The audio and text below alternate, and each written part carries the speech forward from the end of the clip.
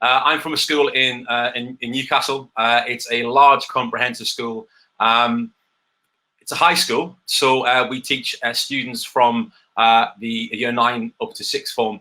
So yeah, quite a large school, and I have to admit, lockdown sounds crazy, has been amazing for me. So what I mean by that is that when lockdown was on the kind of horizon, I was everyone's best mate. So the idea, the fact that Frog could do so many things that we couldn't currently do was amazing. All right. So basically, I was asked to do loads of things. And one of the things we kind of hooked up upon quite early was this idea of, it's all well and good we can use Frog to supply students with access to materials. We can set work for them. We can get them to hand work in. One of the things we couldn't do, and we found quite difficult to do, was this idea of supporting students at home. The idea, the fact that we couldn't just give access to us. And that's one of the things that you can't do. In the classroom, it's dead easy.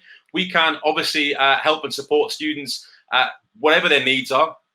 We can talk to them. We can do what we like. But for some bizarre reason, what we can't do is we can't support them at home. And that's one of the things that we kind of looked at quite early on. I was asked to kind of help and support some of the students, so the staff, sorry, at school, to creating a wellbeing website. So that's what we did. We looked at how we could support our students' well-being from home. And what we first of all decided upon was what we wanted to put in there. So we wanted to make it easy, accessible. So something that was dead forward, straightforward for students to find from the offset. And that's what we kind of did. We looked at this idea of how we could support and engage students at home. Essentially, I'm going to talk to you very, very quickly about what we made, the most wonderful website we set up to help and support students at home. So the first thing we're going to think about is what was the problem? What did we have? Now, we had an issue. We could support and help students when it came to learning. What we couldn't do is support and help students with their well-being at home. So we decided to put this wonderful little website together. So we started to think about, well, what's the key things we need to kind of tell students? What's the key things that we need to kind of show students? And the first thing we thought was not rocket science. We need to show them, explain to them about what it's all about. So this is our little website. We had a little kind of little welcome message to make sure the fact that students were able to get that little bit of a personal touch. So it says there, hello and my name. Now, obviously, students' names came up there when they did log in. Now, that's, if you don't know, by the way, I know this is all done in Frog, but it could be done on any platform or any kind of website builder. That little personal message is put in there with a little widget called Personalized Welcome Widget. So we then thought, right, we need to give students access to numbers, because it's all well and good saying, well, you know, yes, you can contact school. You should have the school number by now. But actually, weirdly enough, what about things like giving them the responsibility to say, well, actually, if you believe you are unsafe, you can call the police. You can talk to people. There's no reason why you can't call the police. You can't call somebody in your local area for social services. It's all well and good, like I say, saying, well, yeah, contact school. But actually, it's not wrong to give students access to these numbers. Now, again, using the power of Frog, which, you know, is amazing. We've got on here, these are called, it's a little link called telephone links. Literally, students could click on those numbers and it actually would ring. So again, the students have to got to worry about, you know, going out and kind of writing stuff down and then ringing on their phones. Literally, they press those numbers. If they're on a mobile device, it would actually automatically ring. Fantastic little thing. Dead easy, dead straightforward. We then want to think about, right, we all know that students have access to 1 million different apps on their phones, all right, which is fantastic. However, we thought, well, actually, wouldn't it be good if we came up with a list of key things? Here's some fantastic websites. Here's some fantastic apps where you can actually look at and find information out to help you and support you during the lockdown, which is completely different to anything else that students have kind of, you know, seen. I mean, the amount of students that said to us, actually, you've seen this before, haven't you? You've been in lockdown before. You know what it's like. We didn't even know what lockdown was like. We didn't know what the situation was like. We needed help and support. And that's obviously great for them. Again, they click on these wonderful little links. They go straight to the apps. They go straight to the websites. And again, there's a little tool in there called Link to Website. You've probably all seen it if you have got Frog. But again, a cool little app, little widget, sorry, that literally click and you go. Now that was great, but actually we thought about it a bit more and thought, well, wouldn't it be nice if we got some feedback from the students about what apps, what things that they've done? So again, we created a little sub page on here. This is all on one single site, a little sub page that said, right, if you've got a fantastic website that you think is really important, tell us. You let us know. We'll then look at that wonderful website. We will decide, actually, do you know what it is? That is really useful. Let's add it to our list. And then as we were going along, we were actually picking up the information from the students and then putting it on our wonderful site, giving the students a bit of ownership over it, allowing them to basically say, well, actually, I tried that website. It was pants. I tried that app. It was amazing. Let's add it to the list. Students have a bit of ownership. So that's a form. Again, you could do it on any kind of platform, but in Frog, it's called a form widget to do that. Now, we thought, right, we spoke to our wonderful counselor in school, and she sat and worked out some wonderful stuff that she think was really important to give to kids. So we did. So we created a little area, and this little area is linked from this little section, and this is all about tips for coping. It's all well and good giving access to wonderful websites, but actually we wanted to focus some of the students on some of the important things that we think were really helpful and really useful.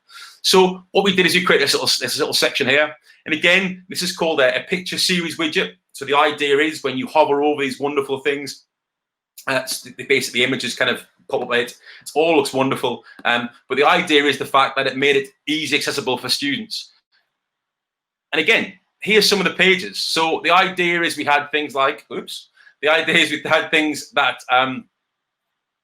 allowed students to see some wonderful stuff.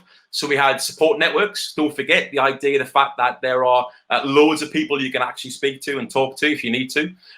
The idea, the fact that we had wonderful pages about breathing, which again, you might think straightforward. Everyone knows how to breathe, but actually, you know, students struggle with these things, about how to keep themselves grounded, about sleeping techniques. And again, the idea was the fact this was there and this was available for everybody to look at, not just the students, but yeah, I mean, students mainly was our kind of focus, but we also had parents going on there and staff as well.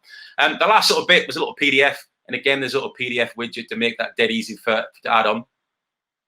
So again, all well and good, we've told them where to go externally, but what about internal? What about the idea of giving them access internally? Now, normally, if you had a student in your classroom who you thought, yeah, they're having a few issues, it looks like they're kind of struggling with what's going off, you know, I'll pick up the phone, I'll have a chat to one of the guys in school, and then they can go and have a chat to them or so on and so forth.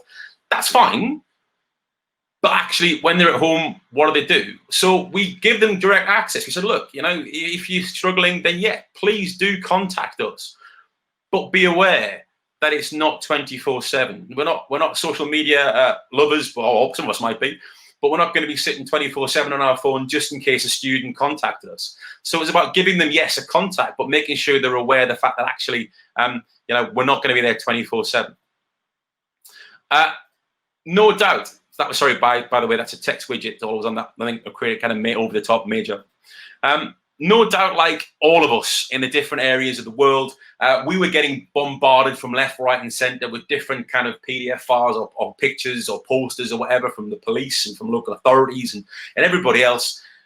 And we was getting that information to students we found quite difficult, all right? And the idea of getting it across. So we said, right, what we're going to do, we'll create a section on here. We'll say, right, anything that we get in, any kind of files we get in, we're going to put in there. We're going to actually give them access to the students, to the parents, as soon as physically possible. All right. So we literally decided that's what we're going to do. We're going to create a little area. The students can click on a PDF. They can have a read. They can see what it's about. And then obviously they can then move over. That's something called a shared folders widget. Again, obviously many different ways you can do that on different platforms. We did have a staff area. Got to admit, it's not as pretty and as exciting as some of the other pages. So again, in here, we had some information that we thought was key to staff. And again, they can have a look at that. They can see what it's all about. Again, that was a shared folder widget, nothing too exciting and over the top. Now, this last little section, I apologize. So this was my idea, and we started thinking about it, but didn't quite get there.